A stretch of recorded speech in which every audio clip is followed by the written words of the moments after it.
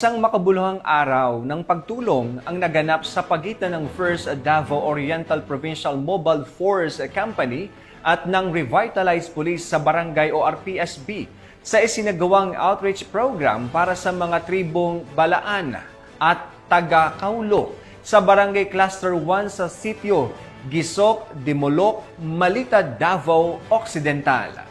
Sa pamamagitan ng programang ito, unti-unting nabubuo ang tiwala ng mga katutubo sa hanay ng kapulisan, lalo na sa mga liblib at conflict-prone na lugar.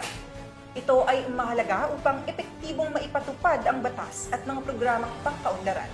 Yan ang balitang tinutukan ni Patrolwoman Aldin Cañares.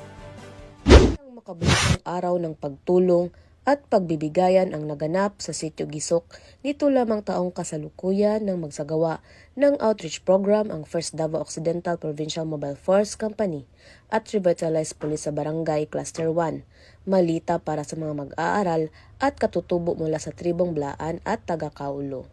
Layunin ng aktibidad na maghatid ng suporta sa edukasyon at pangunahing pangangailangan sa mga mag-aaral, partikular na sa mga kabataang kabilang sa mga tribong Balaan at Taga-Kaulo, na kadalasang may limitadong akses sa mga serbisyong pangkomunidad dahil sa geographical na kalagayan ng kanilang lugar.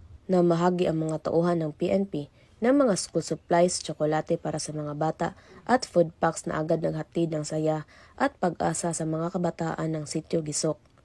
Ang matagumpay na programa ay nasa katuparan sa pakikipagtulungan ng mga guro mula sa sitio Gisok Beam Elementary School sa pangunguna ni Ginang Anacel Condinato, school head gayon din ng Provincial Social Welfare and Development Office, mga lokal na opisyal ng barangay at ilang pribadong sektor. Ang ganitong mga aktibidad ay patunay na mas pinalawak na papel ng kapulisan bilang katuwang hindi lamang sa seguridad, kundi pati na rin sa pagpapaunlad at pagkalinga sa mga komunidad na higit na nangangailangan. Mula dito sa Police Regional Office 11, ako ang inyong PNN correspondent, Patrolwoman Aldin Cañares, alagad ng batas, taga-taguyod ng Balitang Pulis.